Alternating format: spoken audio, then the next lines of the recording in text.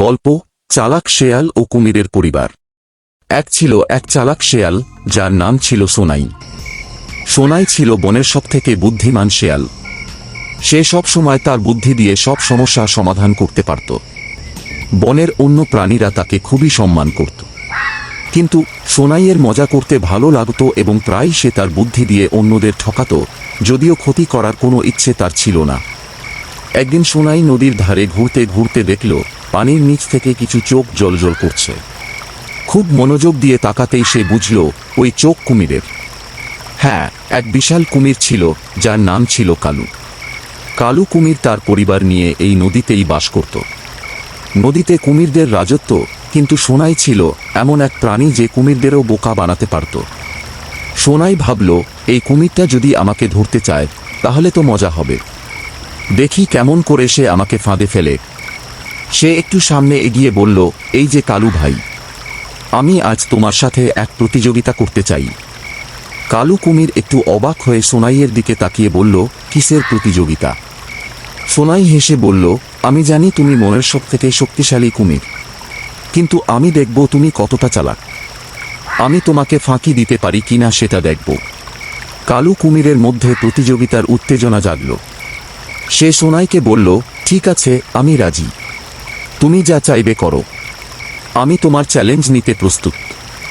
সোনাই বলল, তাহলে শোনো, আমি এই নদীর ওপর একটা পাথরের ওপর দাঁড়িয়ে থাকব, আর তুমি আমাকে ধরার চেষ্টা করবে।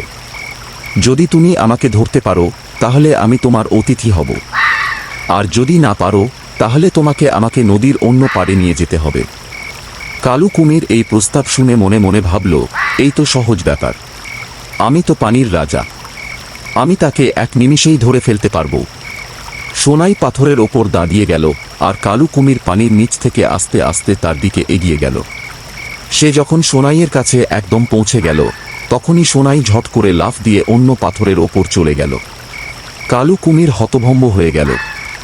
সে আরেকবার চেষ্টা করল, কিন্তু সোনাই সবসময় তাকে ফাঁকি দিয়ে অন্য পাথরে লাফিয়ে পড়ছিল। কালু কুমির এবার অনেক রেগে গেল।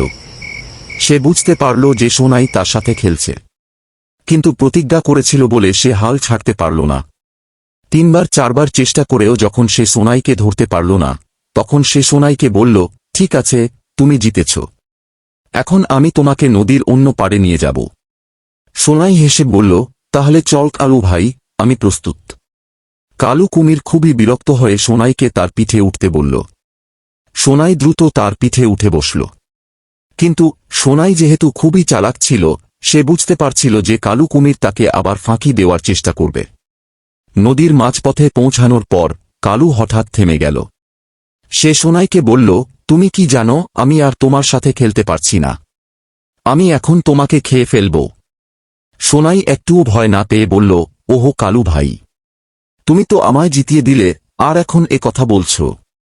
তুমি জানো না আমি খুবই রোগা শেয়াল, আমাকে খেয়ে তোমার পেটই ভরবে না, বরং আমার পরিবারের বাকি সদস্যদের খেলে তুমি সত্যিই পরিপূর্ণ হতে পারো। কালু কুমির অবাক হয়ে বলল, তোমার পরিবার আছে? সোনাই হেসে বলল, হ্যাঁ, আমার স্ত্রী, সন্তান এবং আরও অনেকে আছে। তারা সবাই মিষ্টি ও সুস্বাদু।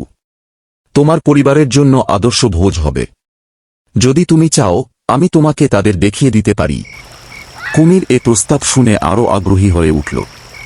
সে বলল, ঠিক আছে, তাহলে তোমার পরিবারকে দেখাও, আমি তাদের খেয়ে ফেলতে চাই। সোনাই বলল, তুমি আমাকে আগে নদীর অন্য পাড়ে নামাও, তারপর আমি তোমাকে আমার পরিবারের কাছে নিয়ে যাব।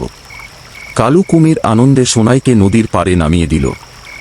সোনাই এক লাফে তীরে উঠল এবং বলল, ঠিক আছে, আমি এখন তোমাকে আমার পরিবারের কাছে নিয়ে যাব, কিন্তু একটু অপেক্ষা করো, আমি তাদের ডেকে নিয়ে আসি। এটা বলেই সোনাই দ্রুত দৌড়ে জঙ্গলের ভেতরে চলে গেল। কালু কুমির তার ফিরে আসার অপেক্ষায় ছিল, কিন্তু সোনাই আর ফিরে এলো না। একটা সময় কুমির বুঝতে পারল সোনাই তাকে পুরোপুরি বোকা বানিয়েছে।